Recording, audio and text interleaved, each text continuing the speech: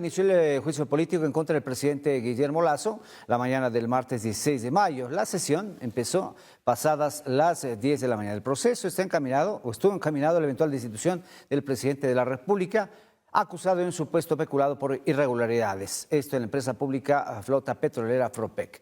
Pero, sin embargo, el presidente de la República decidió aplicar la muerte cruzada. Bueno, vamos a analizar este tema. Está con nosotros ya Esteban Bernal. Buenos días, bienvenido, un gusto tenerlo aquí. Lo esperábamos ayer, pero frente a las circunstancias, obviamente era entendible su ausencia, pero ahora sí es aquí. Bueno, coméntenos un poco todos los detalles que sucedieron para la convocatoria a esta hora aproximadamente que el jefe de Estado dio esta cadena nacional. Bienvenido, buenos días. Buenos días, Rommel, gracias por la invitación. Usted lo ha dicho.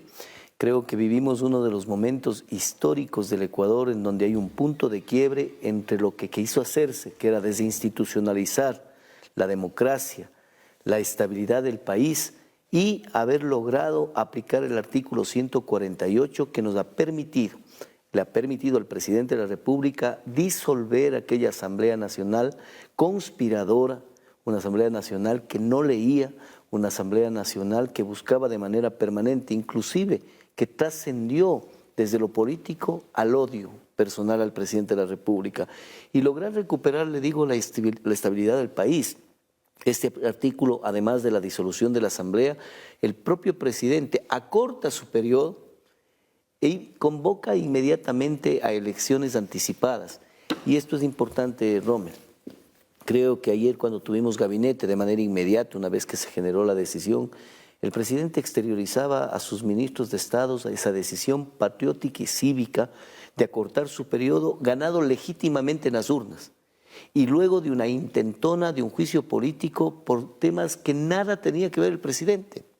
Y lo que vio el Ecuador en estos días, dicho sea de paso, de ahí la reacción de la popularidad, no está medida, debo ser honesto, pero usted vea las reacciones que son fácilmente identificables en redes sociales, que es enormemente favorable a la decisión del jefe de Estado. A ver, pero hay diferentes lecturas. Usted dice que fue una actitud patriótica del jefe de Estado, pero hay otras lecturas, digo, que dicen que no tenía los votos suficientes para mantenerse en el cargo, que había más bien una mayoría a fin de la censura de destitución. Son diferentes lecturas, ¿no? Y creo que las redes sociales no pueden ser un indicador de apoyo. Pero yo creo que la honestidad intelectual le permite que en programas serios como el suyo podamos hacer una evaluación. A ver, claro, esa es la idea. Primero, el presidente se acoge a un artículo constitucional que le faculta disolver la Asamblea Nacional y convocar elecciones anticipadas, acortando su propio periodo. Segundo, ¿por qué lo motivó? Por toda la desinstitucionalización que la Asamblea Nacional ha venido realizando. Y tercero, esto es invitarle a que un conflicto político que venía viviendo el Ecuador y que créame, particularmente he podido sentir que la gente ha dicho por fin vamos a estar en paz una temporada. Y esto es importante porque es el pueblo el que va a tomar una decisión. El presidente ha dicho, ya no hay una posibilidad mínima de que nos sentemos a pesar de los múltiples intentos entre dos poderes del Estado que están obligados a darle estabilidad al Ecuador. Si es que aquello no pasa, la decisión más sensata, cívica y patriótica es anticipar periodos y de esta manera que sea el pueblo ecuatoriano el que decide. ¿Mayor concepto de democracia puede haber? No. ¿Y por qué, Rommel? Hagamos una evaluación sucinta, muy pequeñita de lo que pasó en los últimos meses en la Asamblea Nacional. Se le acusa al presidente de la República de un contrato suscrito en el 2018. Luego renovado en el 2020. Y luego renegociado, pero permítame un segundito, luego renegociado en el 2022, ahí sí en nuestro gobierno, los dos primeros ecuatorianos, plasmados en el gobierno del presidente Moreno, acusado de eso, y le acusan por la renegociación y que supuestamente afectaba los intereses de Flopec. Debo mencionarle algo, lo que hizo nuestro gobierno es cumplir las recomendaciones de la Contraloría General del Estado, y que dichas recomendaciones permitió esa renegociación y a su vez que se genere una utilidad de 180 millones de dólares para Flopec, muy lejana. Pero más bien avancemos con nosotros, eso ya quedó en el pasado porque el juicio ya quedó allí. A ver, ¿cuándo se grabó esta cadena? Porque hay versiones que dicen que el presidente acudió a la Asamblea una vez que había grabado la cadena. Eso es importante. ¿Para qué acudió a este proceso de interpelación? Porque estaba con el mismo terror. Usted ve que hay información en ese sentido. Mire, Rommel, yo respeto mucho los mecanismos a los cuales uno se somete en el marco de la libertad de expresión. Hay temas que son de fondo y de forma. Usted me ha dicho que vamos al tema del terno del presidente creyendo que eso es de forma, cuando lo de fondo es entender lo que se le Pero quería es que hacer lo que al se país. dice es que quiere a Mire, través de la muerte cruzada, evadir ese proceso de juicio político. Mire, Rommel, el presidente tiene a su juicio la potestad constitucional de tomar una decisión, como es llamada popularmente muerte cruzada, que es la disolución de la Asamblea. Sí, sí. La motivación del por qué, no con el terno mediante el cual realiza la información. Mira, nosotros hemos tenido jornadas largas, de madrugada, a horas de madrugada en donde hemos tomado decisiones que efectivamente le permitan al Ecuador llevar un rumbo adecuado. La decisión del presidente, hora en la que haya grabado o no la asamblea, la cadena, le permite efectivamente reenrumbar al Ecuador, no permitir una desinstitucionalización del Ecuador. Éramos la segunda fuerza legislativa de la Asamblea Nacional. La primera, UNES, con 47 legisladores, creo yo. Nosotros habíamos anunciado un bloque de 25. El bloque social cristiano dejó de ser bloque y pasó a tener 11. Y sin embargo, la representación legislativa en la Asamblea Nacional ni siquiera le perteneció a un espacio en la vocalía del CAL. Eso no es aportar a la legislación y a la gobernabilidad del país, más allá de que existan votos o no. Por eso que le decía, guardando la distancia y la prudencia de que puedo ser el equivocado, lo de fondo es entender lo que querían hacer a través de un juicio político. Gente que ni tenía la capacidad de leer un documento para aportarlo. Usted bien puede decir, eso es un tema del pasado, pero es lo que motivó, pues. A ver. Imagine usted un informe de Procuraduría, que todo servidor público, todo, aquellos que somos designados y aquellos que son elegidos, todos pasamos a ser servidores públicos, obligados a cumplir la norma, la ley y la Constitución. Y parte de ellos, por ejemplo, un informe de Procuraduría vinculante, que ninguna de sus 3 recomendaciones cumplió la Asamblea Nacional. A ver, pero avancemos, digo yo, a ver, este tema de la muerte cruzada quizá puede caerse en la Corte Constitucional. Se presentaron ya pues demandas de inconstitucionalidad por parte del Partido Social Cristiano, Izquierda Democrática, porque no, según sería ilegal en el sentido de que no hay una grave conmoción política ni crisis interna, es lo que se ha dicho, y que estaría mal utilizado el mecanismo. Mire, yo veo que es gracioso ver a los exasambleístas que ahora apelan a las normas constitucionales que las irrespetaron. Mire usted que el artículo 153, y le voy a decir porque mientras estaba esperando la entrevista, pude revisar algunos tuits y sobre todo de un jurisconsulto ecuatoriano de primer nivel como Ramiro García, que mencionaba si la Corte puede pronunciarse sobre esto. Habría que leer el artículo 153 de la Ley de Garantías Jurisdiccionales y Constitucionales. Soy economista, pero me gusta la parte normativa. Fui legislador, pero un legislador que primero pensaba bien para evaluar el cumplimiento de responsabilidades legales para no cometer un error ni desinstitucionalizar al país. Incluso el presidente Virgilio Saquicela dice que la Corte debería pronunciarse de estas demandas. Se imagina usted. Veamos, además nosotros somos respetuosos, el presidente ha demostrado ser un demócrata, acudió a la Asamblea a decirle la verdad al país, a someterse a un grupo de asambleístas y acusar también a los asambleístas de haber dejado de ser legisladores, porque son los legisladores los que construyen leyes, no los que las destruyen. Y en ese momento realizó y tomó una decisión que creo que es constitucional y patriótica a mi criterio. Pero hablando sobre el tema, no se va a poder pronunciar. El artículo 153 manifiesta la imposibilidad de que la decisión del presidente de la República, así como la decisión que hubiese tomado la Asamblea Nacional, no era facultativo para la Corte Constitucional en un pronunciamiento posterior. Por lo tanto, si se aplica... ¿Quiere decir que la muerte cruzada está en firme? Para mí, a mi criterio, deberíamos leerlo de manera conjunta. Fue un tema que lo acabo de revisar previamente. Sin embargo, a pesar que puede ser una opinión de un gran jurisconsulto ecuatoriano, es probable que la Corte pueda tomar una decisión distinta. Sin perjuicio de ello, una de las acciones que el presidente no ha dejado de demostrar jamás en estos 2 años de gobierno es el respeto a la institucionalidad contraria a lo que sus opositores, a través de narrativas perversas que construyeron en contra del presidente, llevó a que se tome esta decisión histórica. ¿Qué disposición les dio el presidente de la República en esta reunión, en esta sesión de gabinete, luego de anunciar la muerte cruzada? Bueno, primero acelerar... ¿Se prevé quizá un cambios en el gabinete? ¿Qué hay? De eso no se ha hablado. El presidente lo que ha dispuesto es acelerar el servicio a los ciudadanos, nos ha manifestado su decisión, ¿no?, patriótica de poder anticipar las elecciones, acortar su periodo sin haber hecho absolutamente nada, habiendo ganado de manera legítima el 11 de abril del 2021 las elecciones, pero por el bien del país y requiriendo una paz en el Ecuador, así se realizó. Y nos dijo, ministros, hay que trabajar triplicando los esfuerzos, porque tenemos proyectos que aún faltan por cumplirse, a pesar de aquellos que en el marco de la narrativa y del absolutismo dicen, es que era un gobierno que no ha hecho. El presidente ha demostrado, y si usted gusta, cuántas veces podemos venir acá para darle listado de todas las acciones que en estos 2 años, inclusive en tiempo récord, valorando con otros presidentes, lo hemos logrado. 16 unidades educativas, 4 hospitales, hemos creado el bono Infancia con Futuro, que son 52,000 madres beneficiarias de este bono. Más de 85. Pero imagínese, 16 unidades educativas, hay como 500 que están en mal estado. ¿Sabe cuántas unidades educativas hizo el expresidente Correa, quien creo que usted puede valorar como un buen presidente? Sí, habría que ver las estadísticas. Habrá que ver. No, ni dos. Entonces no podemos ser absolutistas, pues, Rommel. Créame usted. No, pero es que se considera un logro 16 escuelas, pero hay como 500 que están que necesitan atención. O sea, hay que ponerle un Superman de presidente para que podamos en 2 años terminar con 500 escuelas arregladas. Tenemos además 629 centros de salud readecuados. Tenemos a 1.100.000 personas salidas de la pobreza. Reducimos la pobreza del 32% al 25%, la pobreza extrema del 14.7% al 9%. Y dicho por las instituciones que antes, como por ejemplo el INEC, que dijo en enero del 2022, miren, ha caído el empleo en 163,000. Aquellos que tenían esa actitud contraria y narrativas absolutistas con un gobierno decían, miren cómo ha caído el empleo. 163,000 empleos habían caído. Tuvimos la ola Omicron, hubo el incremento salarial en aquel entonces que generó algunas cosas que... Pero regáleme un segundito, porque vale la pena aclarar. Y resulta que ahora INEC dice que hemos crecido en 500,000 nuevos empleos adecuados. Ahí ya no sirve, no, es que es el INEC.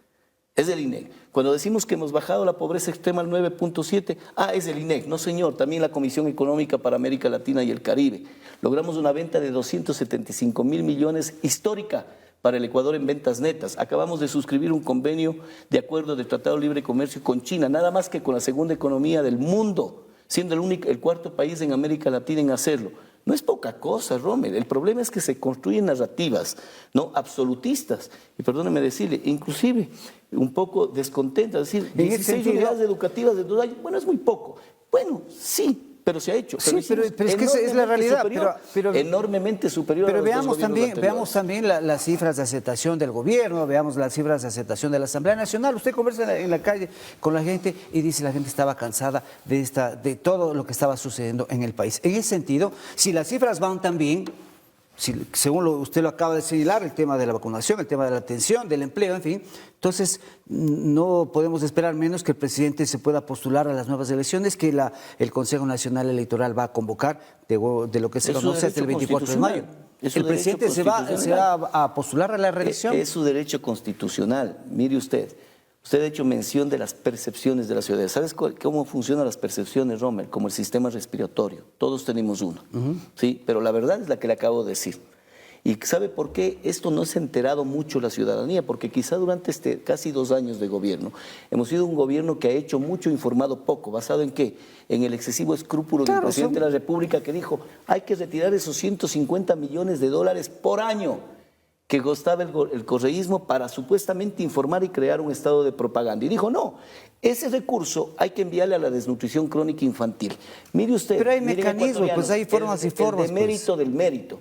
El haber generado un mérito de retirar un recurso para publicidad, para mandar a la desnutrición crónica infantil, termina siendo un demérito porque la ciudadanía, aunque bien informada como usted, termina no conociendo. A ver, la pregunta, si las cifras van tan bien como usted lo acaba de señalar, lo que digo, ¿el presidente se va a postular a la reelección?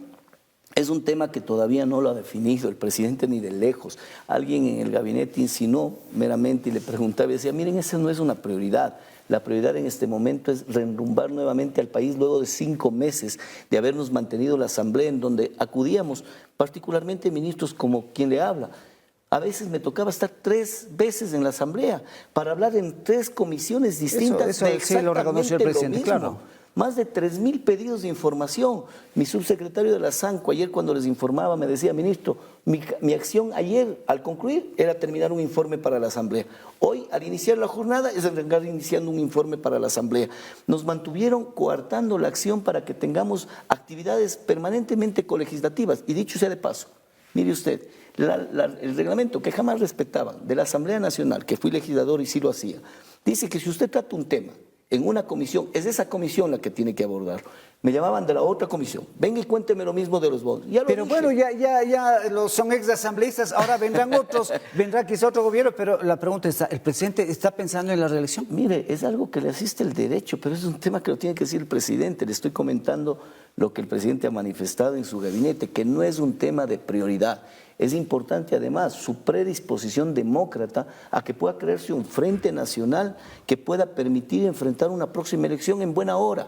Yo también formo parte de ese proceso eleccionario siempre, a lo largo de mi vida he estado ahí, donde que las papas queman, como decimos en el argot popular. Yo renuncié a la Asamblea Nacional para irme de candidato a prefecto, perdí con el ex prefecto Yacu Pérez, pero he asumido responsabilidades renunciando a cargos de elección popular. Nosotros somos gente que enfrentamos la política, pero en donde se debe enfrentar, en donde los problemas están. A ver, otro tema. Se trata de avanzar en la gobernabilidad. El ejercicio mismo del gobierno. Se ha enviado ya a la Corte Constitucional un primer decreto ley que tiene que ver con esta reforma tributaria para fortalecer la economía familiar. Se habla de 200 billones de dólares, rebajas en los pagos de impuestos de la renta, modificación del régimen impositivo para emprendedores, en fin.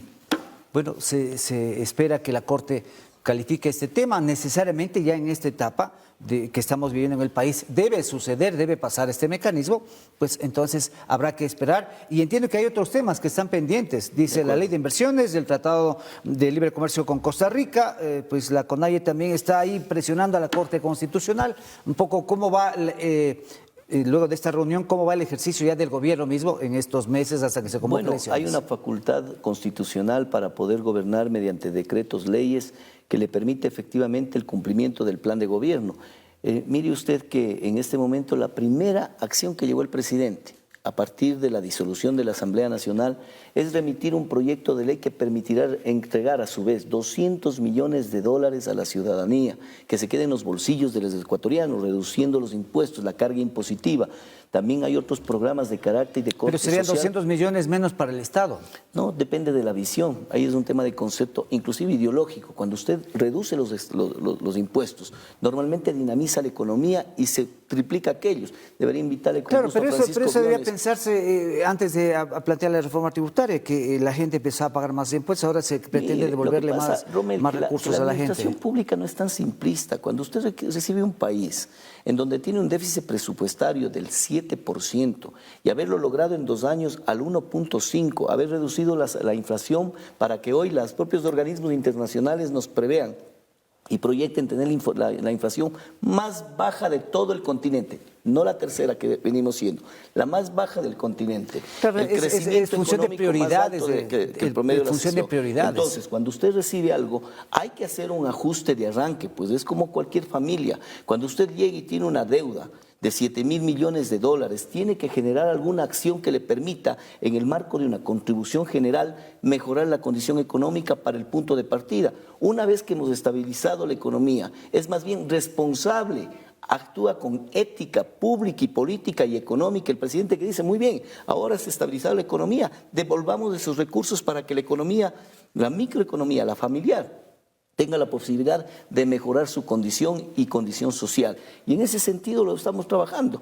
Mire usted cómo a veces las condiciones de la política pública nunca es absolutista y no debería serlo. Correcto. Lanzamos una acción, esta es positiva, pero vemos el lado malo para poder criticar. Yo creo que es positivo en este sentido. El presidente en esta reunión se ha comprometido a hacer algunos cambios, cambiar el rumbo, porque incluso en su momento se reconoció que en efecto no se había escuchado el clamor de la gente, no se había escuchado a la ciudadanía. ¿Qué cambios va a introducir el gobierno? Bueno, hay varias acciones que el presidente la tiene claro, principalmente en el marco de política social. Hay una ley de primera infancia que fue presentada y fue puesta en el escritorio. Eso por ejemplo, eso debería ir a la Corte Constitucional que la apruebe. Y efectivamente así será. Pero habría O sea, la Corte prioridades. se convierte como, digamos así, un mini congreso. Tiene que pasar ese mecanismo necesariamente. Porque hay una disposición constitucional que todo decreto ley tiene que ser valorado previamente por la Corte Constitucional y exigido un dictamen en ese sentido. Nosotros estaremos trabajando en las mismas líneas que el presidente ha planteado. Hemos priorizado la desnutrición crónica infantil como fundamental. El Ecuador en mayo del 2021 tenía 27% de desnutrición crónica infantil. Ya vendrán cifras oficiales, no me atrevo a decirlo porque es un tema oficialmente comunicable. Pero ¿sabe también qué recibimos en mayo del 2021 en materia de política social? 360.000 niños, niñas y adolescentes en las calles, en condiciones de mendicidad, de trabajo infantil, ¿no? de movilidad humana. Y esa situación hoy tiene un número de 240.000. En números absolutos todavía grave, pero 120.000 menos en nuestros 2 años. Esos son números significativos, Rommel, y no hablados de memoria, sino con datos, con fuentes, con observaciones reales de organismos internacionales de que la economía mejoró, las condiciones y la estabilidad de la economía ha permitido la generación de 500.000 nuevos empleos adecuados, lo cual obviamente no es lo suficiente. Sin duda, tenemos que continuar, como no es suficiente las 16 unidades educativas, pero ha sido los puntos de partida vertiginosos y mayoritariamente superiores en términos de proporcionalidad con los gobiernos que nos anteceden. Seguiremos conversando de los temas de su cartera de Estado, se nos quedan pendientes, ¿no? Estamos obviamente analizando el tema político, pero queremos agradecer a Esteban Bernal, siempre ha estado, como se dice, al pie del cañón, enfrentando todos los temas que tienen que ver con la gestión del gobierno. Muchísimas gracias, hay mucha tela que cortar todavía, éxitos y que siga adelante. Gracias a usted, Rommel, y cuando guste podemos hablar de política social, un programa entero. Por supuesto, 7:32, una pausa y seguimos con más aquí en Gama Noticias.